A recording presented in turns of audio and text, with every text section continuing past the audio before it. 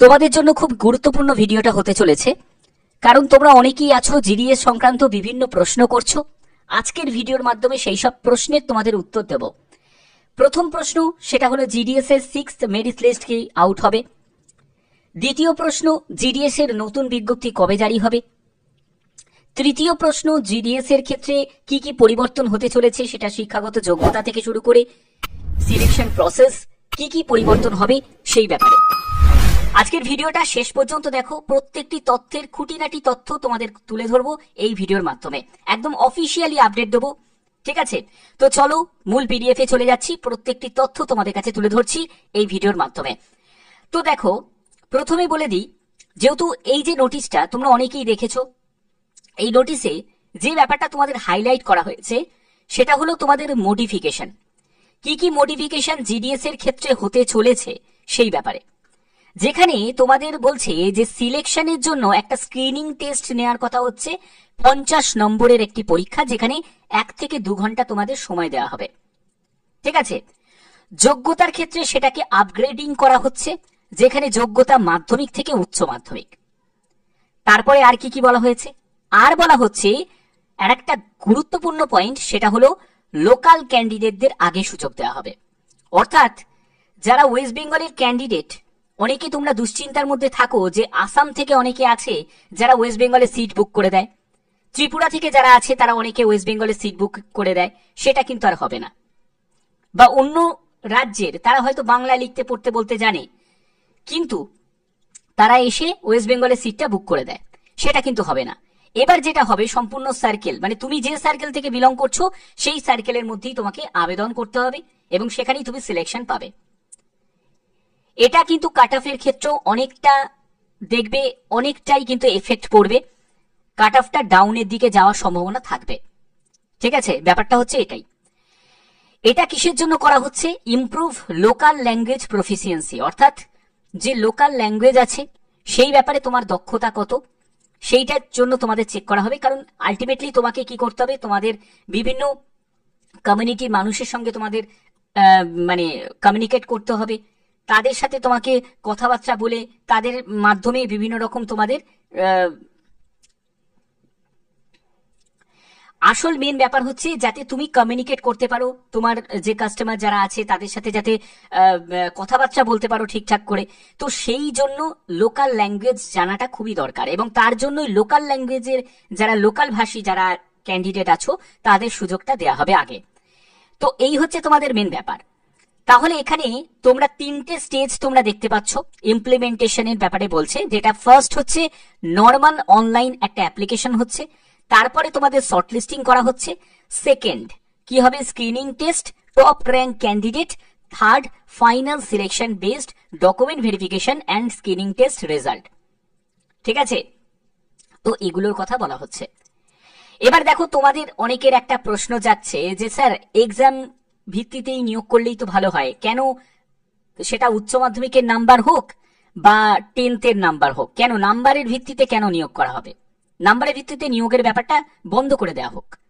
ঠিক আছে, দেখো, যদি নাম্বারের ভিত্তিতে নিয়োগটাকে যদি বন্ধ করতে হয়, বা তোমাদের যদি পুরো ফাইনালি যে একটা পরীক্ষার ভিত্তিতে যদি সিলেকশন করতে হয়, তাহলে সেক্ষেত্রে অনেক কিছুই পরিবর্তন করতে হবে, তাদের বেতন পরিবর্তন করতে হবে। আমি আরো পরবর্তী জায়গায় যাবো যে বেতনের ক্ষেত্রে কিছু পরিবর্তন আসবে নাকি, যেখানে দেখো large scale examination may not feasible under the current system, অর্থাৎ বর্তমানে এই লার্জ স্কেল এক্সাম নেওয়ার তাদের পক্ষে সম্ভব নয়। তার জন্য তারা বলছে যে আমরা একটা ছোট করে স্ক্রিনিং টেস্ট নেব, প্রথমে সিলেকশন হবে তোমাদের নাম্বারের ভিত্তিতেই, তারপরে তোমাদের স্ক্রিনিং টেস্টের জন্য ডাকা হবে, যারা যারা যোগ্য প্রার্থী যারা লিস্টে নাম থাকবে, মেরিট লিস্টে নাম থাকবে, তাদেরকে একটা স্ক্রিনিং টেস্ট নেওয়া হবে যেটা 50 নম্বরের। এবার এই দুটোকে কম্বাইন করে তাদের মানে কি হবে, একটা ফাইনালি যে শর্টলিস্টেড ক্যান্ডিডেটের একটা মেরিট প্রিপেয়ার্ড হবে। ঠিক আছে, যাতে অনেকে যে অযোগ্য প্রার্থী তাদেরকে যাতে এলিমিনেট করা যায় এবং যোগ্য প্রার্থীদের রাখা যায়। ঠিক আছে, এই একটা প্রস্তাব। তো এগুলোর জন্য কি হয়েছে, এগুলোর জন্য প্রস্তাব রাখা হয়েছে, কিন্তু এখনো পর্যন্ত ইমপ্লিমেন্ট কিন্তু হয়নি, এটা কিন্তু মাথায় রাখতে হবে। ঠিক আছে, ইমপ্লিমেন্ট কিন্তু হয়নি। এবার তুমি যদি এখানে দেখো পিডিএফ এর ক্ষেত্রে দেখছি, দেখো একদম অফিসিয়াল নোটিফিকেশন যেখানে তোমাদের, সেখানে দেখো বিপিএম এর ক্ষেত্রে বেতনের কিছু পরিবর্তন হবে। বিপিএম এর ক্ষেত্রে বেতনের একদম সেই রকমই থাকবে, বেতনে সেরকম তোমরা কোনো পরিবর্তন সেরকম দেখতে পাবে না। দেখো 200, 300, 400 এতে কিছুই এসে যায় না। এবিপিএম, ডাক সেবক, সেগুলোর ক্ষেত্রেও তাই বলছি। এলিজিবিলিটি ক্রাইটেরিয়া হিসাবে তোমাদের এজ লিমিটের কি কোনো পরিবর্তন দেখতে পাবে না। এজ লিমিট একদম যা ছিল 18 থেকে 40 এটাই থাকবে। এজ রিল্যাক্সেশনে কোনো পরিবর্তন নো। এজ রিল্যাক্সেশন যেরকম ইডাব্লিউএস দের কোনো রিল্যাক্সেশন থাকে না, রিল্যাক্সেশন পাবে না। এসসি এসটিরা 5 বছর, ওবিসিরা 3 বছর, পিডাব্লিউবিডি ক্যাটাগরি থেকে যারা আছো তাদের 10 বছর, 13 বছর, 15 বছর ক্যাটাগরি ওয়াইজ রিল্যাক্সেশন পাবে। এর পরবর্তী হচ্ছে তোমাদের এডুকেশন কোয়ালিফিকেশন, সেটার ক্ষেত্রে কিছু পরিবর্তন কি আসছে দেখো।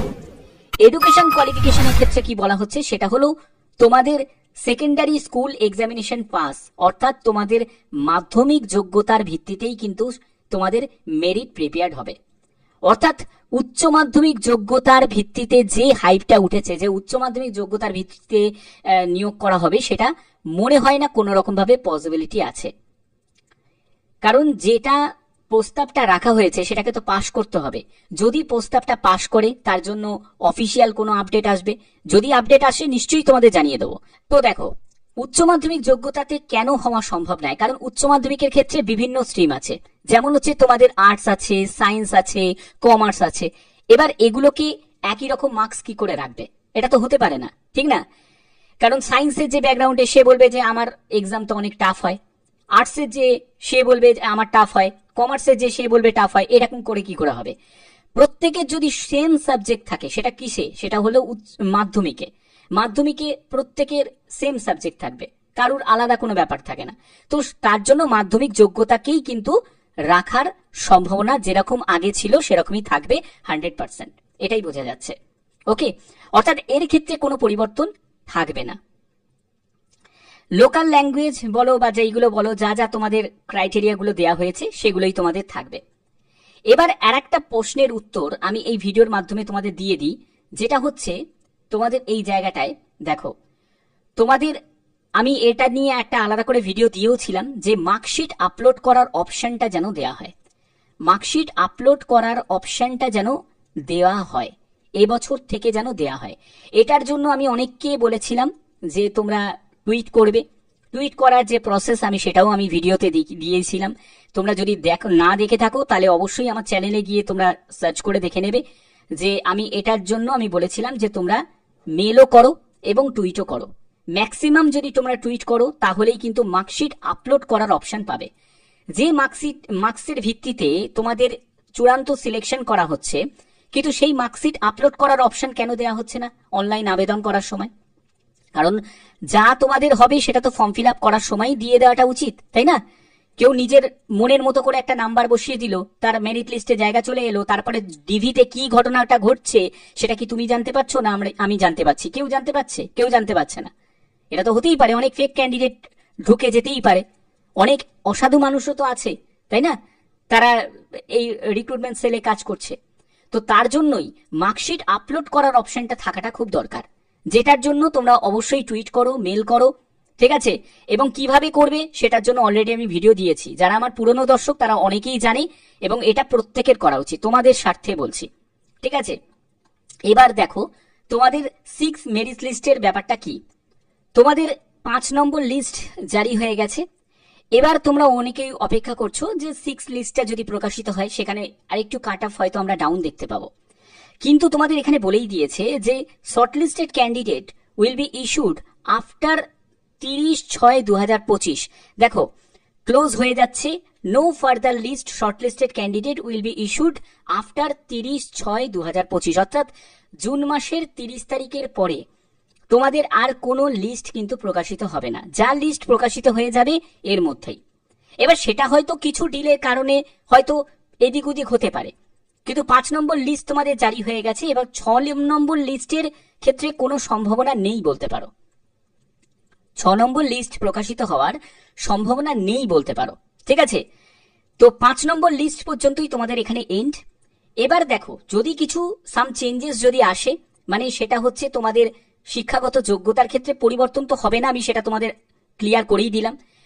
যেটা হওয়ার সম্ভাবনা রয়েছে সেটা হচ্ছে একটা স্ক্রিনিং টেস্ট হয়তো হতে পারে, সেটা কিন্তু সিলেকশন হওয়ার পরে। দেখো এই জায়গাটা কিন্তু তোমাদের মেনশন করে দিয়েছে আফটার সিলেকশন, অর্থাৎ সিলেকশনের পরে। প্রথমে সিলেকশন তারা মাধ্যমিকের নম্বরের ভিত্তিতেই করবে, তারপরে সেই যে সিলেক্টেড যেসব ক্যান্ডিডেট আছে তাদেরকে 50 নম্বরের একটা পরীক্ষা দেওয়ার কথা বলা হবে, যেখানে 1 থেকে 2 ঘন্টা তাদের সময় দেওয়া হবে।